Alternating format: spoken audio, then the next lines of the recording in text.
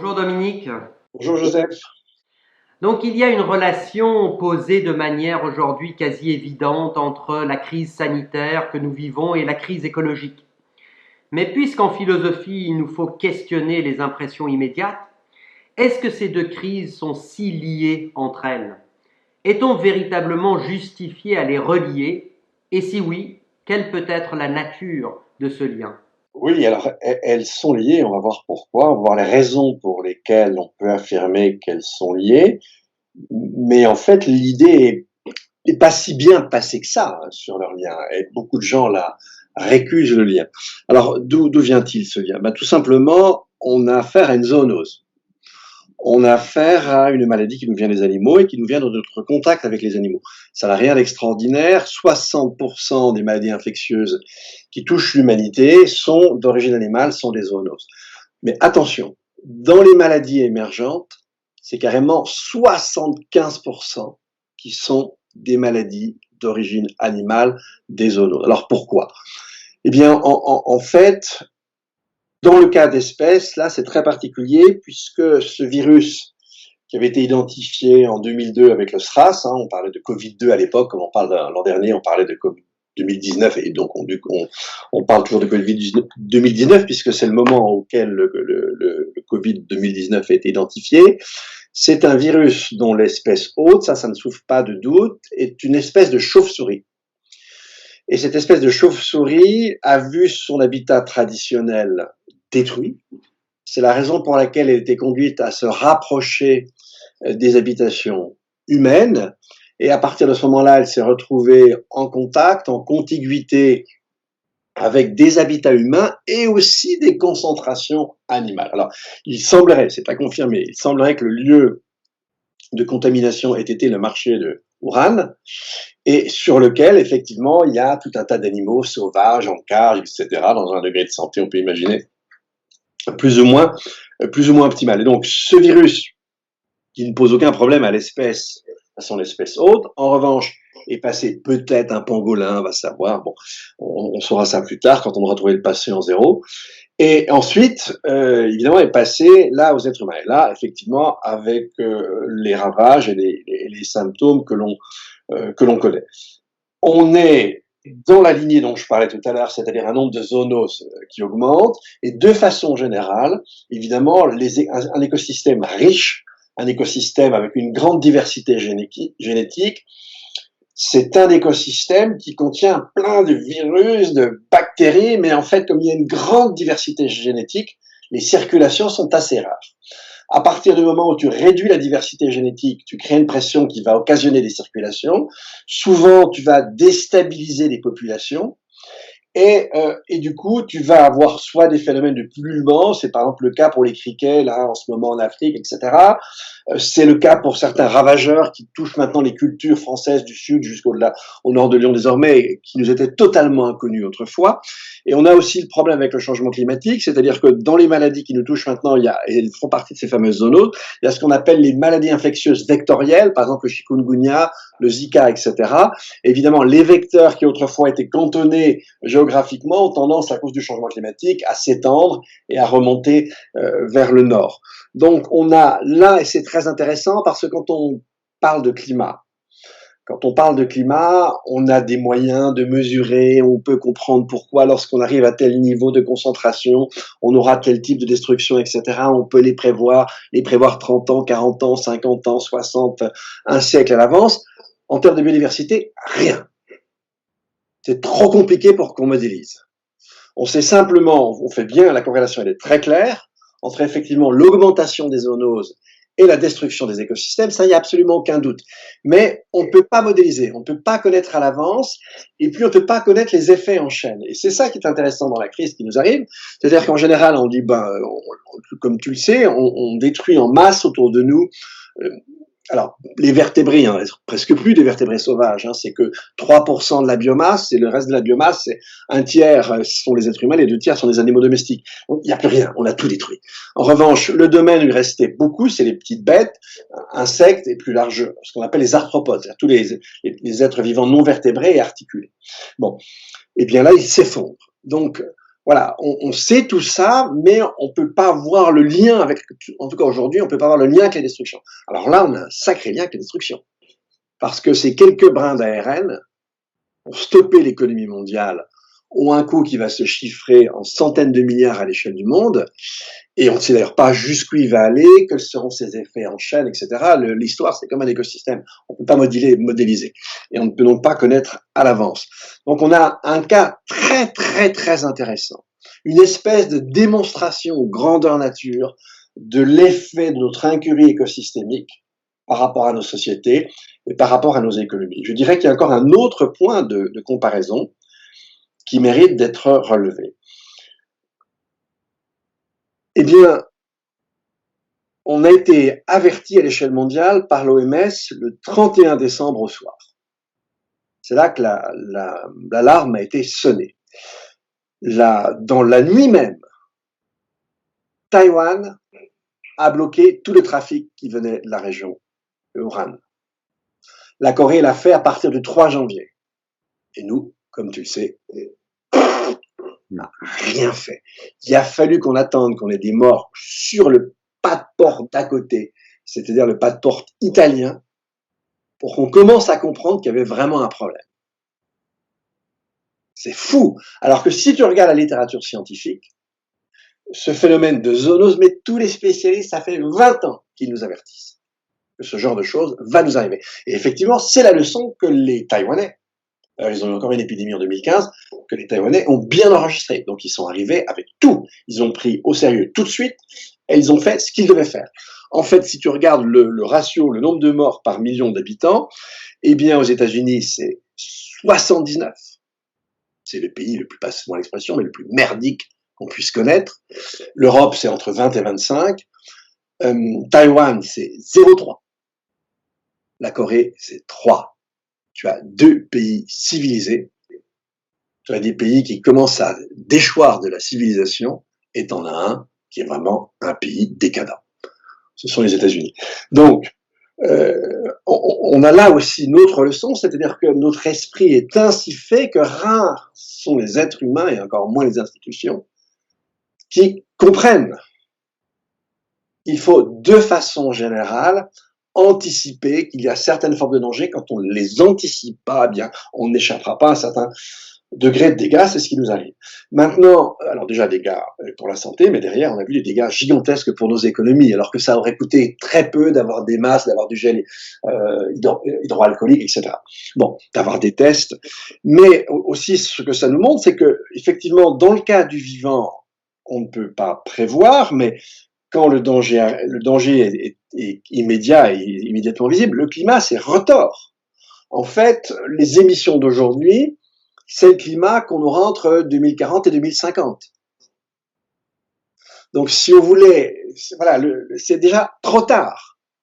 En revanche, on pourrait y revenir. Si on laisse passer encore les 10 années qui viennent, là, c'est la catastrophe totale. Donc, cette crise sanitaire aujourd'hui représente véritablement un avertissement de plus, pour ainsi dire, avant une autre crise écologique, celle-là, qui sera bien plus grave et destructrice, si je te comprends bien. Mais que doit-on relever, malgré le fait de ne pas pouvoir prévoir? Que peut-on relever, malgré tout, de cette crise sanitaire, à la fois économiquement et politiquement, au niveau national, européen et international, pour contrer au mieux la catastrophe écologique à venir?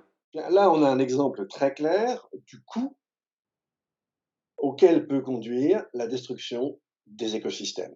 Alors, cette destruction des écosystèmes, d'un côté, c'est l'emprise, c'est l'artificialisation des surfaces, c'est leur fragmentation, c'est la destruction de certaines espèces. Alors, par cette première cause, par d'autres causes très importantes que sont les phytosanitaires, les pesticides, etc. Qu'est-ce que j'ai oublié? Enfin voilà, ça, la démographie, bien sûr, joue un rôle dans tout ça. Elle a pour conséquence une emprise de plus en plus grande. Et donc, plus on aura une biodiversité appauvrie, et plus on aura des problèmes de circulation avec des pathogènes. Et on a de la chance.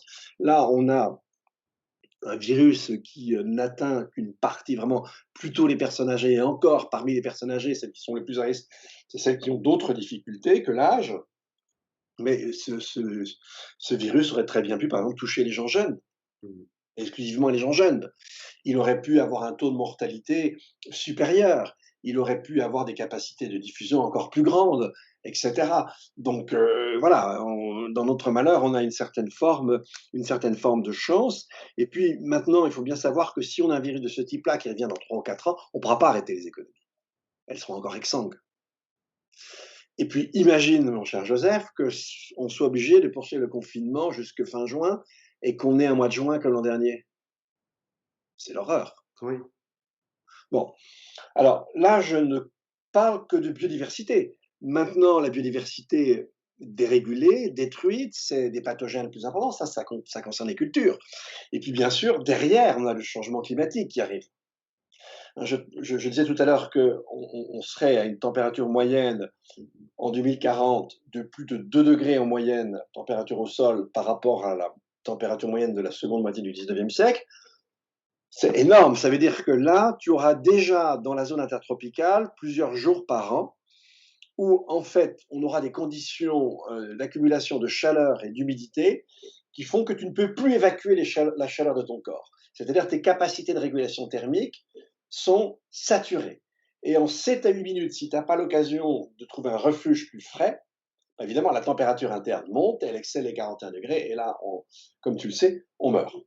Et si on laisse filer les choses, et ne pas les filer, c'est agir maintenant, en tout cas dans les 10 ans qui viennent, mais au début de la décennie, eh bien, ça signifie qu'on sera sur le train sur lequel on est, qui pourrait nous conduire à une température moyenne de 3,5 à 4 degrés. Et là, tu aurais non pas un risque de quelques jours par an, mais une certitude de plusieurs semaines par an pour une zone qui dépasserait largement la zone intertropicale. Donc, en d'autres termes, la Terre deviendrait pour une grande partie inhabitable. Et là où elle est le plus peuplée. Donc, c'est ça le changement climatique. Donc, tu vois bien, je sais bien que là, on va vivre quelque chose de difficile, avec un chômage, avec des gens pas dans la ruine, peut-être, j'espère pas, mais peut-être même dans la misère, il y en a déjà de toute façon. Donc, c'est énorme économiquement, mais ce n'est en aucun cas une raison de repartir comme avant. Oui, je comprends très bien. Beaucoup aujourd'hui affirment, et nous l'entendons aussi de la bouche de philosophes, que cette crise sanitaire provoquera un changement radical de nos comportements, et notamment économico-politiques dans notre vivre ensemble. Est-ce que cet optimisme, Dominique, est justifié et justifiable? Je pense notamment à la difficulté que nous avons manifestement de reconnaître les effets dévastateurs que tu décris, de crise en général, mais bien plus importante que celle du coronavirus, comme la crise écologique. Bien, Joseph, je ne partage absolument pas cet optimisme. En tout cas, pas à court terme. Tous les signes qu'on voit aujourd'hui nous indiquent, mais alors, rigoureusement le contraire. Le gouvernement français vient d'accorder 20 milliards au secteur automobile et au secteur aérien sans demander la moindre contrepartie. Pas la moindre conformité avec les accords que la France a organisés à Paris en 2015. Alors même que le secteur automobile est connu pour ses tricheries, avec la complicité de la Commission. La loi qui a été votée d'urgence sanitaire, dans son 3e volet, permet au préfet de déroger à toutes les normes, y compris les normes environnementales. Ça, c'est pour la France. Et la France ne cesse, depuis le début du quinquennat d'Emmanuel Macron, ne cesse de détricoter le droit français de l'environnement. Donc non, je vois vraiment pas en quoi c'est renonçant. Puis maintenant, si je regarde à l'international, bon, alors, la Commission européenne, avec Madame von der Leyen, a désigné comme conseiller en environnement le patron de BlackRock. Là, on rigole, on commence à atteindre le grand guignol. Donald Trump, connu pour son génie, vient de retirer ses financements en pleine crise à l'OMS. Bolsonaro, autre génie sur la scène internationale, vient de démettre de ses fonctions son ministre de la Santé. Et lui s'oppose toujours à toute forme de confinement et affectionne toujours autant les bains de foule qui se restreignent, mais il a toujours le même plaisir de s'y adonner. Et si on regarde les autres génies, Xi Jinping, Erdogan, Poutine, on est quand même franchement pas très bien parti pour organiser un après-Covid qui nous amènerait dans le monde de nos rêves. Là, amis philosophes, s'il vous plaît, revenez à vos classiques, Et un peu de retenue, s'il vous plaît. Alors, maintenant, en revanche, c'est un pessimisme passager avec le mien, mais un peu paradoxal. C'est-à-dire que comme effectivement on est stupide, eh bien, on va aller droit devant vers les difficultés. Et en revanche, je sais que les difficultés, on va pas les attendre très longtemps. Et que la relance en question risque de se ralentir, voire de s'effondrer. Simplement, on ne peut pas exclure qu'on ait d'autres attaques virales. On ne peut pas exclure qu'on ait quelque chose de plus méchant que le Zika. On ne peut pas exclure ces choses-là. On ne peut pas exclure, alors là c'est même pas une question qu'on ne peut pas exclure, c'est très probable que dans la décennie, on ait des problèmes de production alimentaire. On a parlé de la déstabilisation des écosystèmes, mais on a aussi le réchauffement climatique. Et par exemple, cet été, donc l'été austral, c'est une partie 2019, une partie 2020, eh bien, les récoltes de sorgho, les récoltes de riz en Australie sont inférieures de 66%. Et comme on a maintenant un fond de chaleur continu de mai, en temps généré, on voit que ça commence à, mais bon, disons de mai à octobre, la probabilité pour qu'on ait dans plusieurs régions, 2 régions très productives sur le plan agricole, un problème de sécheresse et de vagues de chaleur est tout sauf impossible, et même fortement probable. Ce n'est pas le cas aujourd'hui, mais on pourrait se retrouver dans une situation où nous aurions une pénurie physique de production alimentaire. C'est pas le cas aujourd'hui, comme tu le sais, on jette à peu près, on gaspille en fait à peu près 30% de ce qu'on produit. Donc on continue à produire plus que nos besoins, mais quand tu vois les chiffres que je t'ai donnés tout à l'heure, c'est très fragile. Et d'ailleurs, tous les spécialistes s'alarment sur ce plan-là. L'Agence internationale de l'énergie nous rappelait il y a quelque temps qu'effectivement, ça fait pratiquement maintenant 15 ans qu'on est sur un plateau pour le conventionnel, donc nos capacités à extraire du pétrole conventionnel vont forcément redescendre dans les 5 années ou plus tard. Et on n'a rien pour pallier. Aujourd'hui, on produit entre 25 et 30 millions de barils jour non conventionnels, c'est énorme, hein. Mais comment dire, la profondeur de la production non conventionnelle est beaucoup plus courte que le conventionnel. On sait que ça va redescendre et on va aller chercher. L'Agence internationale de l'énergie nous dit qu'il faudrait qu'on trouve en fait le triple de ce qu'on exploite aujourd'hui aux États-Unis, c'est-à-dire 12 millions de barils jour. Donc non, je pense qu'on est relativement mal parti et que si on relance, on se cassera la figure. Pour moi, on est entré dans une ère de choc et d'effondrement. On en a une, là, on en aura d'autres. Donc je ne crois pas du tout en une relance durable de la croissance. Et donc ça me permet d'évoquer un concept important, un concept que tu as contribué à lancer, à relancer, le concept de décroissance. Mais là, une question qui me tient à cœur, très à cœur, comment concilier les avancées technologiques, notamment dans la recherche fondamentale par exemple, et une certaine forme de décroissance qui nous apparaît aussi nécessaire qu'urgente. On ne peut arrêter la recherche et les percées occasionnées par la technologie et tout ce qu'elle suppose en termes de manipulation et d'exploitation de ressources naturelles, mais comment, face à cette donne, la concilier avec ce que tu appelles la décroissance? Alors mon cher Joseph, je vais encore te chipoter. Moi, je ne mets pas sur le même plan recherche fondamentale et technique. Quand on produit des techniques, on produit soit des objets, soit des procédés pour un changement rapide de l'état du monde. L'un ou l'autre relève de toutes sortes de modalités de jugement. En revanche, ce qu'on appelle science, c'est la production d'énoncés. Et la production d'énoncés, eh bien, elle relève d'une seule modalité de jugement. Soit on a affaire à un énoncé vraisemblable, robuste, il n'est jamais vrai, mais il sera vraisemblable et fortement vraisemblable, soit on a affaire à un énoncé faux. Et ça n'a rien à voir. Dans l'autre cas, on va produire un objet n'est ni vrai ni faux, il est. Mais on peut le trouver beau, laid, humide, cher, contondant, sympathique, ergonome, enfin voilà. Les modalités de jugement sont très ouvertes. Et donc, c'est pas le même problème. Alors maintenant, du côté des techniques, de nos techniques aujourd'hui, elles sont effectivement très dispendieuses en énergie. Quand on voit ce qu'on peut attendre de alors l'intelligence artificielle, c'est beaucoup dire, pour le moment, c'est plus des fantasmes qu'autre chose. Ce qu'on sait faire, c'est des algorithmes qui sont extrêmement puissants. Et l'OCDE récemment nous annonçait une perte de plusieurs millions d'emplois à échéance rapide. Et avec des emplois sur toute la gamme. Ça peut aller des choses assez sophistiquées jusqu'à des choses qui le sont beaucoup moins. Donc, ces techniques-là, c'est pas forcément une chose excellente pour l'humanité. Alors, celle-là, oui, on va pas pouvoir, et c'est très bien. On va pas pouvoir les continuer. En revanche, on ne sera pas non plus dans une société totalement dépourvue d'énergie. Mais l'énergie qui va nous rester, qui sera beaucoup moins importante que lorsqu'on pouvait tirer sans retenue sur les fossiles, eh bien, il va falloir la mettre essentiellement dans la connaissance et pas dans les transports.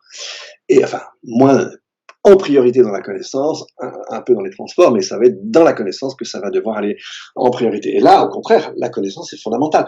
Sans la connaissance, eh bien, on ne saurait pas ce qui nous attend en matière de climat. On serait complètement dépourvu par rapport à cette attaque virale. Ça serait une catastrophe. Non, ce que veut simplement dire la croissance, c'est qu'il y a des choix qu'il convient de faire et des choix qui sont plus drastiques et plus difficiles. Mais ce qu'il va falloir privilégier dans une société, dans un premier temps, on va venir décroître très brutalement et rapidement, eh bien, c'est précisément, comme la prunelle de nos yeux, le savoir. Bien, je vais poursuivre un peu sur cette question parce que là, il y aurait évidemment toute une problématique à engager entre le monde de la connaissance, de la recherche et nos institutions politiques. Nous vivons aujourd'hui une forme de décroissance forcée, certes, par ce confinement notamment, et nous la vivons de manière générale comme un désarroi et un vecteur d'incertitude. Et en somme, nous ne rêvons aujourd'hui que d'une croissance. Notre fantasme est celui d'une plus grande croissance. Nos politiques se demandent comment relancer la croissance post-crise. Ma question donc, comment penser ce que tu appelles donc décroissance, et qui est nécessaire et urgente, je suis tout à fait d'accord avec toi, au cœur de nos systèmes politiques et économiques qui ne parlent que de croissance et de comment mieux la réengager? Alors oui, ce sont certaines élites économiques, mais l'essentiel, certaines élites politiques, mais l'essentiel, qui parlent de croissance. Le citoyen, c'est un peu différent. Quand on voit les différents sondages publiés en France entre novembre et janvier, j'en ai 3 en tête, sous 3 formes différentes, on a posé une question, et en fait, dans la réponse, on voyait apparaître une forte majorité, genre 55%, de gens pour qui, effectivement, la sobriété matérielle était un horizon indépassable et peut-être heureux. Donc je pense que l'imaginaire selon lequel il convenait de réaliser sa propre humanité par l'accumulation consumériste, je pense que c'est un imaginaire qui est mort. Alors ça ne veut pas dire qu'on ne continue pas à consommer, mais on n'en attend plus la même chose. Alors maintenant, on ne sort pas de la consommation par obsession. La difficulté, c'est qu'aujourd'hui, effectivement, ce sont nos modes de vie et les activités économiques qui en sont solidaires, et donc nos niveaux de consommation, tout simplement, qui sont les facteurs destructeurs. On peut y ajouter la démographie, comme on a vu tout à l'heure un peu avec la question de la destruction des écosystèmes, mais à moindre degré. Et donc, bien sûr, la première chose qu'il faut faire, c'est redescendre nos niveaux matériels de vie et les modes de vie qui les supportent. Deuxième constat, comme en fait, effectivement, ce sont les plus riches qui détruisent.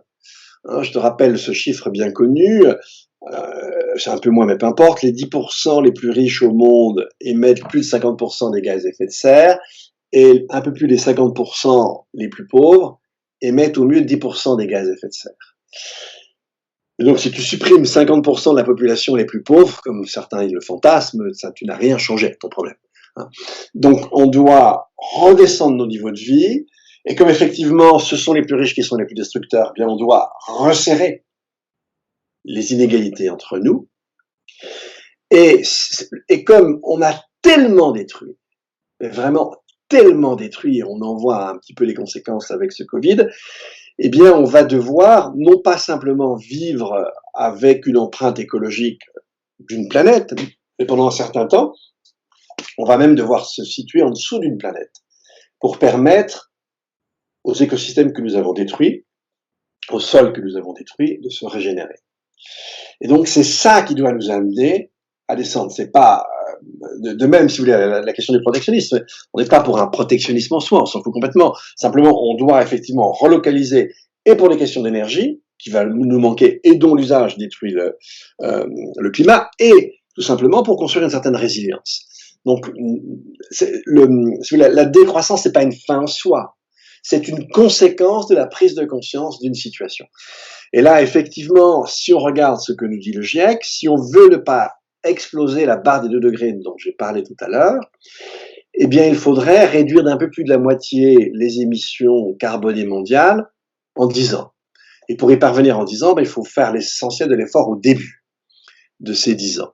Donc voilà, et en fait, comme je l'ai rappelé tout à l'heure, on ne peut pas calculer de la même manière pour le vivant, mais on peut se caler sur le même objectif, dire en Europe on est sur 3 planètes, une empreinte écologique de 3 planètes, et bien de même on va diviser de moitié, on se donne l'objectif une planète 5, c'est sacrément dur, une planète 5 à l'horizon d'une décennie aussi.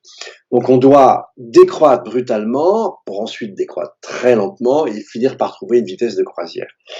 Maintenant, je ne pense pas du tout que ce type de société dans lequel on va aller, c'est une société plus dure à vivre. Je pense même par certains côtés que c'est l'inverse. C'est simplement une société où l'appareil de production va devoir se transformer parce qu'effectivement, on y produirait sans doute beaucoup moins de petits objets. Lorsque les objets sont sophistiqués, lorsqu'ils sont gourmands en ressources, ce sont plutôt des objets qui seront mutualisés. Il va falloir faire des choix entre la recherche, la santé, réserver une partie de nos moyens plutôt à la recherche et plutôt à la santé, par exemple. Bon, mais en même temps, on va devoir complètement chambouler l'infrastructure de nos villes. Certaines estimations, reprises d'ailleurs à son compte par la ville de Paris, imaginent qu'au milieu du siècle, on aura à Paris des étés avec des pointes à 50 ou plus. Tu imagines que la ville en l'état n'est pas viable. Elle n'est pas viable. On va devoir complètement en modifier l'urbanisme, la végétaliser, casser les isolos de chaleur que sont les trottoirs, que sont les rues, etc. Donc, il y a peut-être des grilles, donc tu peux marcher et en même temps tu as de la verdure, tu as un écosystème. Enfin, on va devoir repenser de fond en comble. Et donc, il va devoir investir dans la refonte de nos infrastructures pour qu'elles soient aptes à encaisser le mieux possible le type de réchauffement qu'on ne peut plus enrayer maintenant.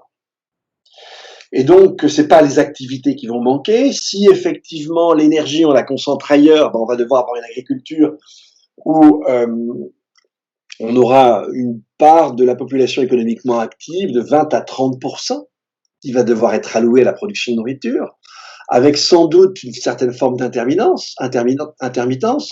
On peut imaginer que